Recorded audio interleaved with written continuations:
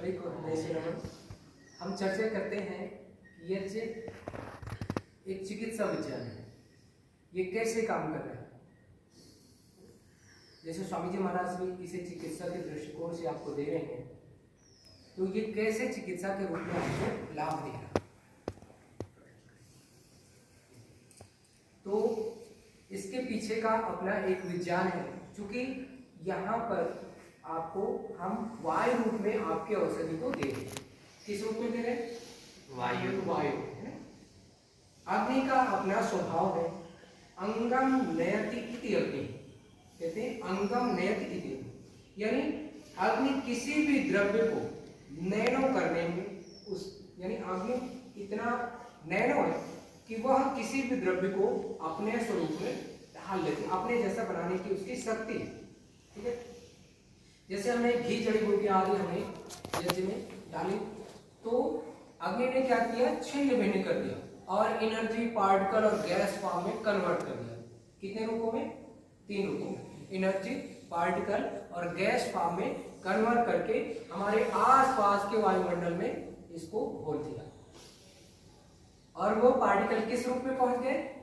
Air form में, हमारे वायु में घुल गए और वायु में मिलकर के वह दूर दूर तक फैल गए।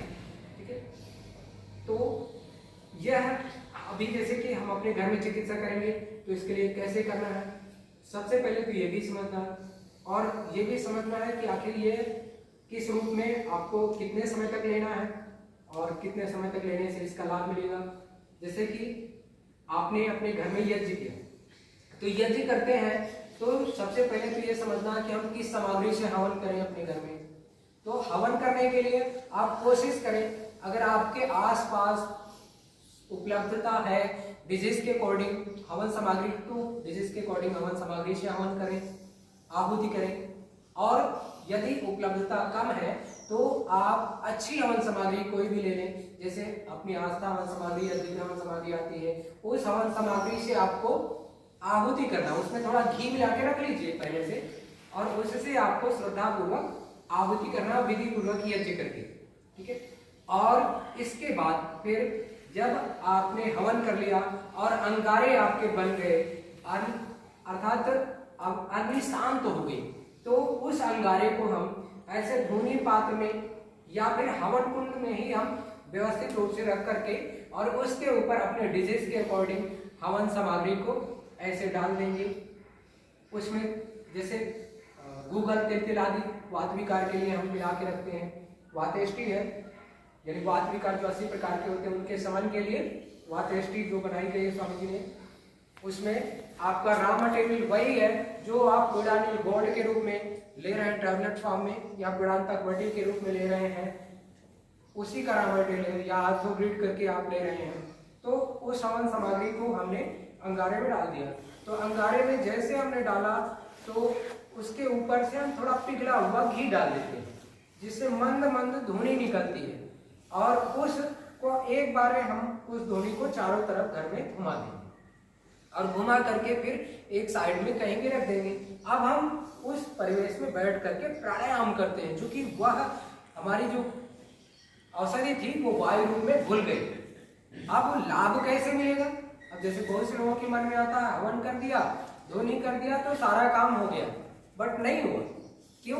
क्योंकि आपने उस औषधि को वायु में तो घोल दिया, किंतु आप जब उस पार्टिकल को इंटेक करेंगे विदान ब्रेथ, अनुलोम विलोम, भस्त्रिका, भ्रामरी, उद्गीत आदि ये प्राणायाम करके, तब वो आपके लंग्स में जा रहा होता है, लंग्स में जाकर ब्लड में मिलकर मात्र 6 सेकंड में डाइजेस्ट हो रहा होता है और आपको आरोग्य प्रदान कर रहा होता है। तो ये चिकित्सा विज्ञान है, बट इसका अपना एक डोज है। क्या है? डोज। और वो डोज क्या है? This is time dependent therapy, है ना।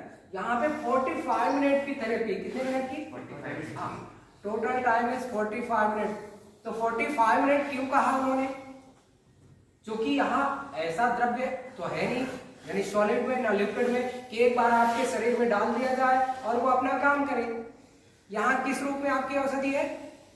एयर फॉर्म, और उसकी एक लिमिट है आपके अंदर जाने, शरीर में जाने की। तो इसलिए इसके लिए आपको लगभग 15 से 20 मिनट के लिए आपको हवन करना है और हवन करने के बाद फिर आपको उस परिवेश में लगभग 30 मिनट बैठ करके प्राणायाम करना है। तब ये मेडिकेटेड पार्टिकल आपके लंग्स में जा करके यह आपके ब्लड में मिलकर के ब्लड सीरोटिन की मात्रा को बैलेंस करेंगे और आपके शरीर को क्षारीय बनाएंगे, जिससे आपकी समस्या जो हो रही है उस समस्या में आपको रिकवरी होगी। जो इंटरनल ऑर्गन्स है जो सुषुप्तावस्था में पहुंच गए हैं वह एक्टिवेट हो जाएंगे, डीजनरेट सेल्स वह रीजनरेट होना शुरू हो जाएंगे और आप स्वस्थ हो जाएंगे। तो ये एक चिकित्सा विचार। इस प्रकार से अगर आप अपनी चिकित्सा करते हैं तो नो डाउट बहुत जल्दी आप अपनी समस्या से अपने आप को बचा सकते हैं। अब इस चिकित्सा को जैसे आपने किया तो मन में ये प्रश्न भी आएगा आपके कि बाद में कर लेंगे, आपके घर में जितने सदस्य हैं उनको तो ये समस्या नहीं है जो आपको है। सपोज आपको पेन हो रहा यानी वात विकार है, बट आपके घर में जो अन्य सदस्य उनको वात विकार नहीं है तो उनको तो ये नुकसान करेगा, ऐसा मन में आता है। नुकसान करेगा? क्यों नहीं करेगा? क्योंकि इसमें हम आयुर्वेदिक जड़ी बूटियां डाल रहे हैं। क्या डाल रहे हैं? और आयुर्वेद का अपना एक स्वभाव है। क्या है आयुर्वेद का स्वभाव? आयुर्वेद कहता है स्वस्थस्य स्वस्थ रक्षणम आतुरस्य विकार प्रशमनम च, यानी स्वस्थ व्यक्ति के स्वास्थ्य की रक्षा करना और जो अस्वस्थ है उसको विकार मुक्त करना, स्वस्थ करना, यह किसका स्वभाव है? आयुर्वेद। इसलिए इसका कोई साइड इफेक्ट नहीं है। आप विधि पूर्वक बेझिझक इस चिकित्सा को करें और आप स्वयं के साथ साथ अपने पूरे घर परिवार को बीमारी परेशानी से छुटकारा दिला सकते हैं। या नहीं है तो होगी नहीं, उनको इम्यून पावर उनका परफेक्ट होगा जिससे वह प्रॉब्लम से बच जाएंगे। तो ये इस प्रकार से आप अपनी चिकित्सा को कर सकते हैं। अब हम समझेंगे थोड़ा सा कि आखिर यज्ञ है क्या, यज्ञ क्यों करें। मन में आता है कि यज्ञ हम करें क्यों, इसको करने से फायदा क्या है।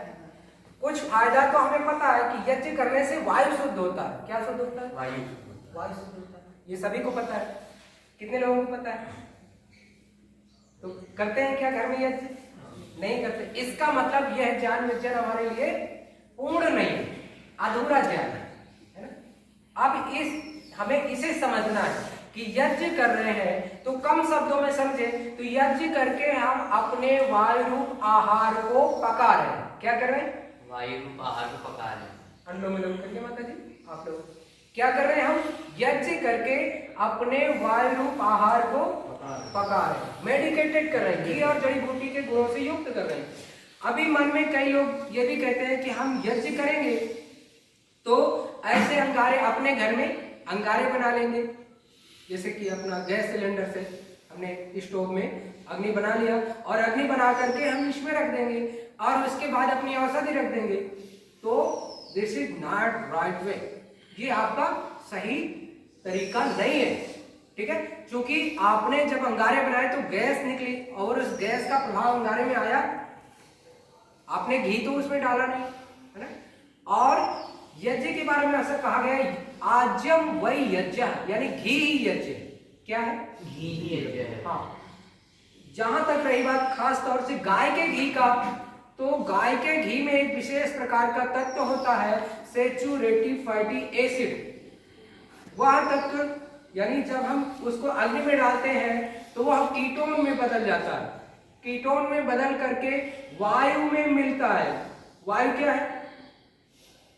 बहुत सारी गैसों का मिश्रण है जिसमें SOx, NOx है ना, कार्बन मोनोऑक्साइड, कार्बन डाइऑक्साइड जैसी बहुत सारी, ऑक्सीजन से लेकर बहुत सारी अच्छी और खराब गैसें हैं है ना। तो उन गैसों से मिला और कीटोन उनसे मिल करके आपस में एक विशेष प्रकार की अभिक्रिया करके उनके बांड टूटे बने जिसके परिणाम स्वरूप हमें कार्बन की अपेक्षाकृत 6 गुना ऑक्सीजन मिल रही होती है।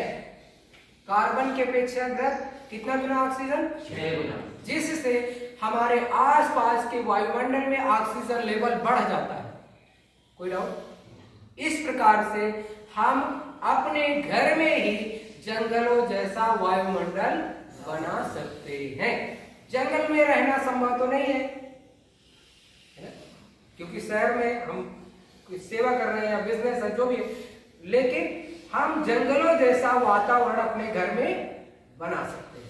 एक छोटा सा यज्ञ करके अपने घर में इंडोर एवं आउटडोर पोल्यूशन से अपने आप को बचा सकते हैं। जैसे कि आप अपने घर में मोबाइल है, बहुत सारे इलेक्ट्रॉनिक उपकरण हैं, उनसे रेडिएशन रिलीज हो रहे हैं। आज हम रेडिएशन के जाल में, साथ ही साथ हमारे घर में हम जब पेंट करते हैं तो उसमें लेड के नैनो पार्टिकल होते हैं और उनका प्रभाव महीनों महीनों तक बना रहता है। वो हमें खुली आंखों से दिखते नहीं है, बल्कि वो श्वास के माध्यम से हमारे लंग्स में यानी हमारे शरीर में जाकर के हमारे इम्यून पावर को वीक करके हमें रोगग्रस्त बना रहे होते हैं। हमारे लंग्स को यानी डिस्टर्ब कर रहे होते, बाधित कर रहे होते हैं। ठीक है, तो इस तरह से हम एक छोटा सा यज्ञ करके अपने घर में जो फैल रहे फंगस, जर्म्स, बैक्टीरिया है, उन जर्म्स बैक्टीरिया से भी अपने आप को बचा सकते हैं। कैसे? जैसे ये अग्नि की रश्मियां निकली, वो हमारे कोने कोने में जाकर के अपना चिकित्सकीय प्रभाव दे करके उन हार्मफुल बैक्टीरिया को नष्ट कर रहे होते हैं। तो इस तरह करके आप एक छोटा सा यज्ञ करके इंडोर पोल्यूशन से अपने आप को बचा सकते हैं।